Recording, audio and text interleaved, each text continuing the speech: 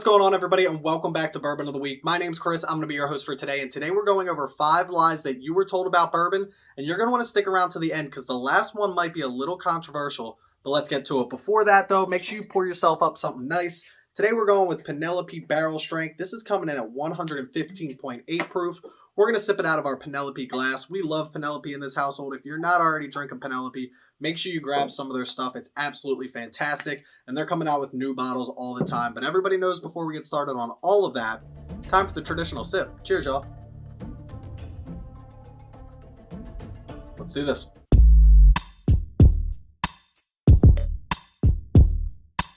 So the first lie that you've been told about bourbon is it must be distilled in Kentucky, and I'm going to go right to the Code of Federal Regulations, Title 27, Chapter 1, Subchapter A, Part 5, Subpart C, 5.22, the Standards of Identity, and I'm going to read you this real quick. This is Section 2, which states, whiskey distilled from bourbon is a whiskey produced in the United States at not exceeding 160 proof from a fermented mash of no less than 51% corn. That's right. Right there it says produced in the United States. This includes Puerto Rico and the District of Columbia. In fact, this Penelope that we're sipping on tonight comes from a company named MGP, who is one of the largest sourcers of bourbon in the United States, and they're located in Lawrenceburg, Indiana. This is coming out of Atlantic City, New Jersey. This is Breckenridge Bourbon coming out of Colorado, who also sources from MGP. And this is John J. Bowman, and it says right on here, Virginia Straight Bourbon Whiskey. So next time you have a friend from Kentucky telling you it's not bourbon unless it comes from Kentucky, make sure you check the Code of Federal Regulations, Subpart C, Section 5.22, and let them know that they're wrong. Cheers.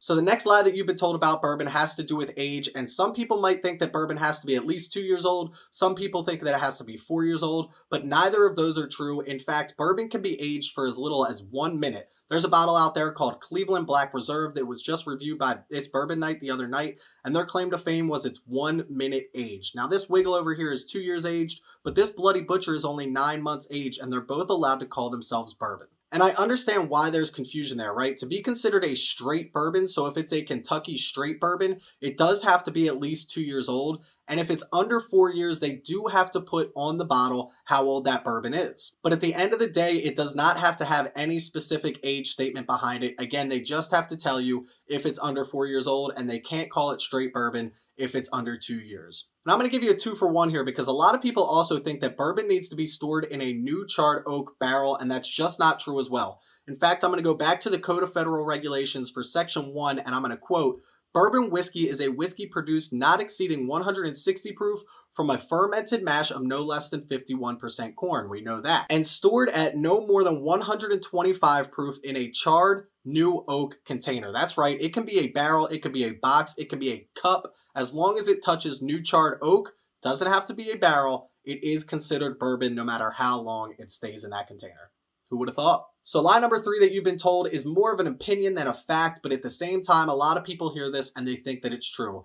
They think just because the bottle is older that it's going to be a better product, and that's just not true when it comes to bourbon, and this is a perfect example. There's a Knob Creek 9-year as well, but we have the 12-year and the 15-year here, and I can tell you there are a lot of people who believe the Knob Creek 12-year is a lot better than the Knob Creek 15-year, and I'm one of them. Even the 9-year, I think, is better than the Knob Creek 15-year, and it all comes down to personal preference. If you like an aged bourbon, then you might like the 15-year better, but if you like something a little more sweet, a little easygoing, you're going to love this 12-year a lot more than the 15-year. Just because one person likes one thing and not another doesn't make them right or wrong when it comes to drinking bourbon. Drink what you like. Maybe you like 15-year, maybe you like 12-year, maybe you like the 9-year. Just because it's a higher age doesn't mean it's a better bourbon. What do you guys think?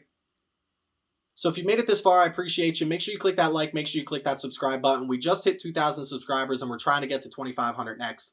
And lie number 4 that you've been told is the more expensive the bottle, the better the bourbon is inside. And I can promise you that that is not true. This is a perfect example right here on our bar. This Kentucky Owl comes in at $125. This Elijah Craig 18-year at $200. You can see how much I drank of that because it's just not good. This Wild Turkey 101 and Edmund Williams Bottled and Bond are considered quote-unquote bottom shelf bourbons, and I would pick them up every day over these 2 bottles, especially for the price tag. There is a lot of bottom shelf or cheaper bourbons out there that are just absolutely fantastic. Early Times Bottled and Bond is another one that I was going to put up here.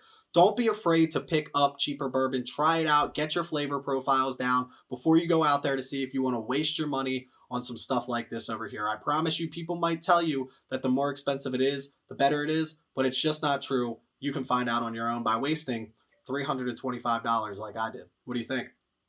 So lie number 5 that you have been told about bourbon is that Jack Daniel's is in fact a bourbon. And we're going to have a debate in the comments on this one, because I promise you there are people who lean both sides of this. And I have been back and forth my entire bourbon drinking career to talk about whether Jack Daniel's is or is not a bourbon. And let's go over a few facts before we go over my opinion. So fact number 1, and this is undisputed, coming straight off the frequently asked questions from Jack Daniel's on their website, states, and I quote, Jack Daniel's is not a bourbon, it's a Tennessee whiskey. Jack Daniel's is slowly dripped, drop by drop, through 10 feet of firmly packed charcoal made from hard sugar maples before going into its new charred oak barrels for maturing.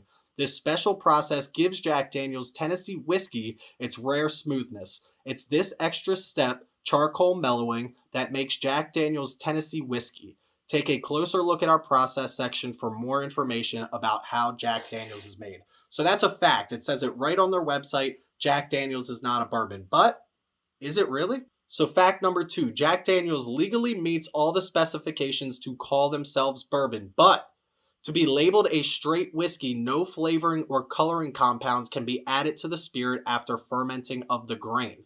So what they do in that process that we talked about a second ago is called the Lincoln County process, because Jack Daniel's did it first at their original distillery in Lincoln County, Tennessee. So this is where the debate continues. Some producers claim that according to the 1941 Internal Revenue Service's ruling issued at the request of Jack Daniel's Distillery, the Lincoln County process is what distinguishes Tennessee whiskey from bourbon. However, not all producers of products labeled as Tennessee whiskey uses this process. So, does the Lincoln County process exclude them from being a bourbon? According to the Internal Revenue Service, it does. But listen, it goes deeper than that. The term Tennessee whiskey does not have any legal definition in the U.S. federal regulations that defines the standards of identity for distilled spirits. That's what we were using earlier to define a bourbon.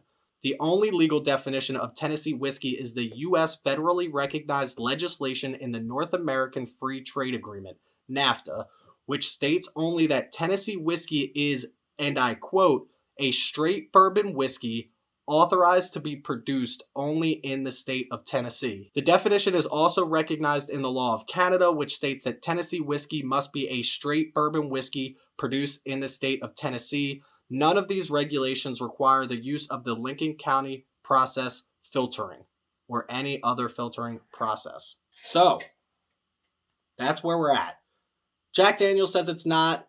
Everybody else is saying it is. But what do you think? And I'm on the side that if Jack Daniel's does not want to be called a bourbon, and they fought so hard over all of these years to make themselves something different, then Jack Daniel's is not a bourbon. And that's where I'm going to leave you for today. Comment in the comment section below what you guys think. But in the meantime, make sure you check me out on Instagram at Bourbon of the Week. We review all of these bourbons every Wednesday that I have on my shelf. So make sure you check out the normal Wednesday reviews. If you haven't already, click that like, click that subscribe button. If you want to support the channel financially, check us out on Patreon. That link is in the description below. And if you want to come chat with us 24/7, come chat with us on Discord. Real easy. Download it, create it, do whatever you have to do. Come chat with us on Discord about bourbon 24/7. And let me know what you think about Jack Daniel's. In the meantime, though, please don't drink and drive. Always drink responsibly and stay healthy, stay happy. Stay drinking. Cheers, y'all.